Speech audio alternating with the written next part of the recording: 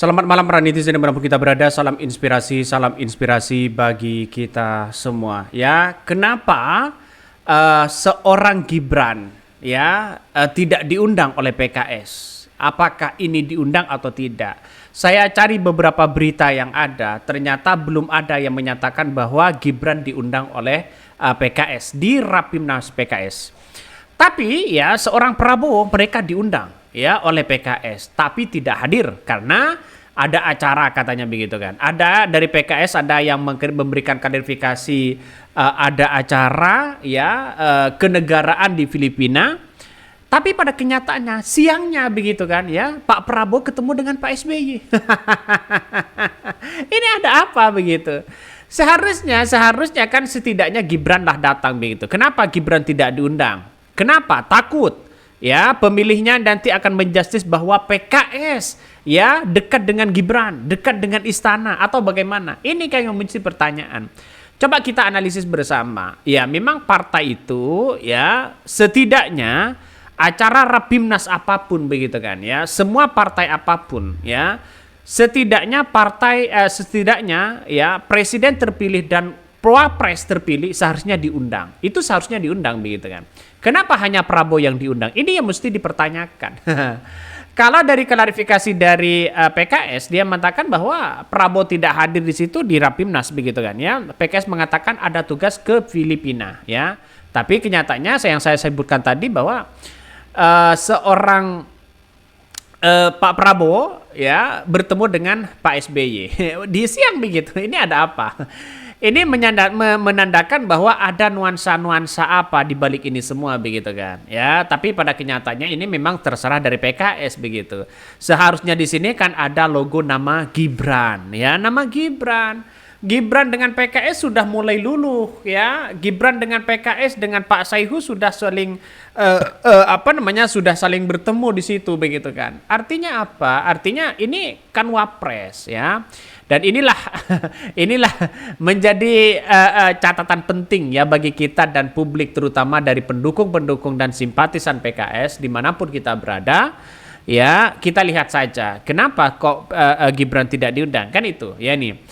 Dari ahlan wa sahlan presiden terpilih, ya nampaknya ini sudah tanda-tanda ini dapat menteri. Coba kita baca ini. Wah beneran PKS cuma yang ngedukung Pak Prabowo, nggak dukung dinasti. Terlihat dari spanduk yang dipasang. Kemarin sempat kecewa parah sama PKS terkait kebijakannya. Pelan-pelan saya sudah bisa terima alasannya. Tapi sampai detik ini buat saya PKS ya best dari partai yang ada. Ya, pada kenyataannya oke-oke lah. Ya karena banyak orang berspekulasi begitu kan. Artinya pemilih-pemilih PKS dan pendukung dan simpatisan dari PKS bolehlah mengatakan seperti itu. Tapi satu sisi begitu kan. Kenapa Gibran tidak diundang? Apakah tidak hadir juga atau bagaimana begitu? Tapi ya dari dari flyer ini begitu kan ya, dari tanda-tanda kehadiran dari seorang Gibran begitu tidak ada fotonya di situ. Biasanya kan disalambut begitu kan. Juga mengatakan selamat datang ya Bapak Jenderal TNI Purnawirawan ya Haji Prabowo Subianto. Seharusnya kan ada Gibran juga begitu kan. Ini yang mestinya kita tahu begitu kan ya. Saya kutip dari beberapa komentar-komentar dari netizen ya, berat juga perjuangan PKS untuk mendapatkan kursi menteri. Berbagai tantangan dan cacian meskipun harus dihanati aspirasi dan suara pemilih. By the way, ya dapat berapa kursi sih? Ya saya kira PKS hanya dapat satu menteri begitu kan. Saya menebak hanya satu menteri. Partai Nasdem hanya dapat satu menteri ya. Ya terus kemudian PKB hanya dapat satu menteri. Paling dapatnya mungkin ya seperti pemuda dan olahraga itu mungkin begitu kan ya, tergantung dari kapasitasnya. Tapi yang lain saya kira karena apa? Karena PKS tidak berdarah-darah untuk memenangkan seorang Prabowo. Prabowo tahu begitu kan ya. Kalau hanya sekedar sebagai bentuk untuk mengunci PKS, untuk mengunci PKB, untuk mengunci Partai Nasdem, kasihlah satu menteri begitu kan, untuk dikunci di tahun 2029.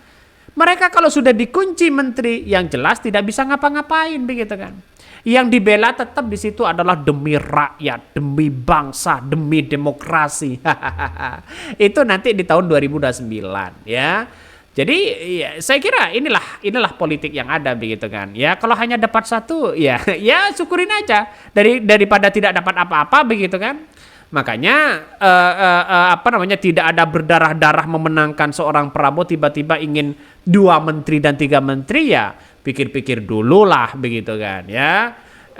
Orang-orang yang kemudian atau partai-partai yang berdarah-darah untuk memenangkan Prabowo di situ kehabisan uang banyak belum tentu mereka mendapatkan 3 begitu kan.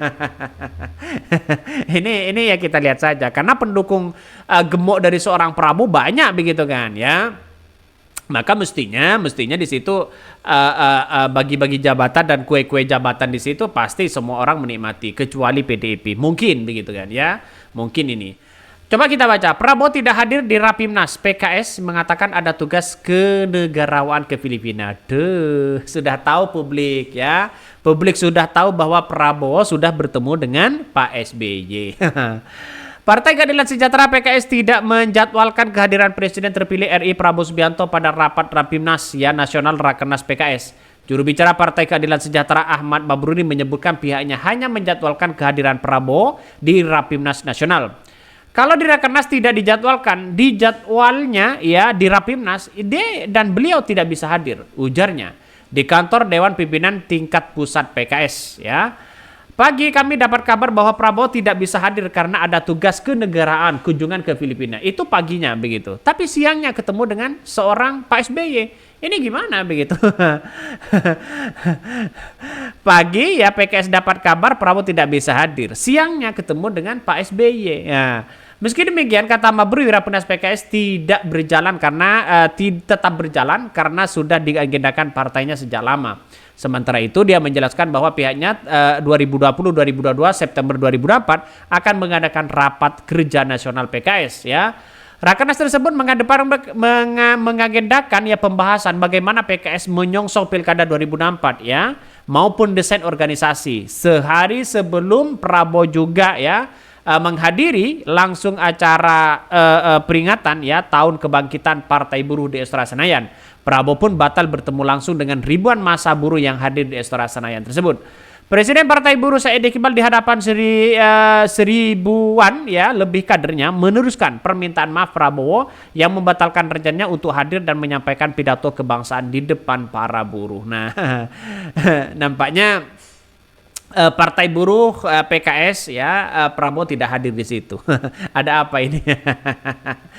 Masyarakat bisa menebak lah ya situasi politik itu begitu kan. Memang semuanya tergantung dari Pak Prabowo. Tapi anehnya kenapa Gibran ini tidak diundang? Seharusnya kan diundang begitu. Kalau PKS mengundang Gibran, wah semakin parah ini ya. Pendukung-pendukung dan simpatisan PKS semakin memuncak di situ begitu. Ya, kenapa Pak Prabowo Jokowi tidak diundang? Saksikan aja nanti. Mungkin itu yang kami sampaikan. Tonton terus channel Ho dari Podcast Rakyat ini, jangan lupa di-subscribe.